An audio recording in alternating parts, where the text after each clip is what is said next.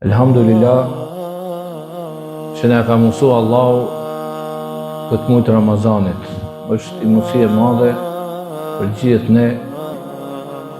Vallai kemi një keqardhje që po i bie fundi. Si thush në dy net edhe gati ky Ramazan mbaroi. Ajo që do të morëm me vete janë punët tona, veprat tona, çfarë kemi bërë ne. Dhe kretë jeta jonë, subhanallah, kretë jeta jonë, vëllezër ka përtik, kështu do iki.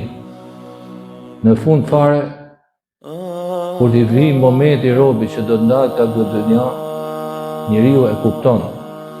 A ka qenë në rrugën e drejtë, a ka qenë në rrugën e shtrembur.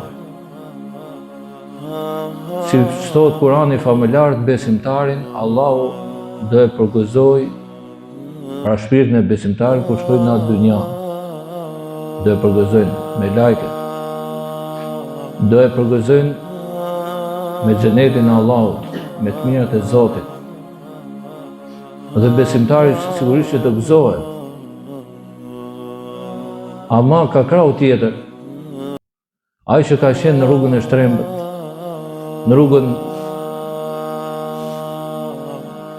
e qof largut ndoshta, apo në rrugën e gabume, ai do e kuptoj dhe do thot, a Rabbi rji'un,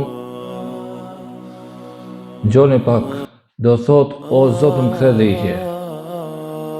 Arsyeja, la'alli a'malu salihan fima tarak, kella innahu kelimatun huwa qailuha. Pse do më kthy ky? Kthehem dhe i herë thotë o Zot, do bëj një punë të mirë, po ti që jem dynja, të dha mundësia, të dha jetosh, e patë mundësi me bo mirë. Tani u kujtove, pa të bëj punë të mirë, se unë e lash, pa nuk e bëra. Allah i thot kella, kurse si nuk ka më këthim.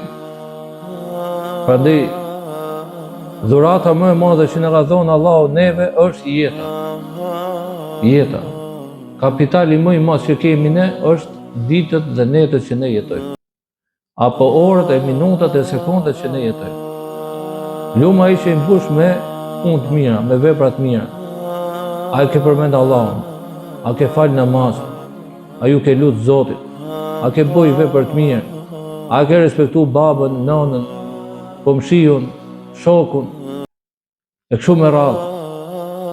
Kjo është ajo që kërkohet. Se ne e kemi të qartë edhe dim misionin tonë që jemi në këtë botë. Misioni jonë është me adhuru Allah. Wa ma khalaqtul jinna wal insa illa liya'budun.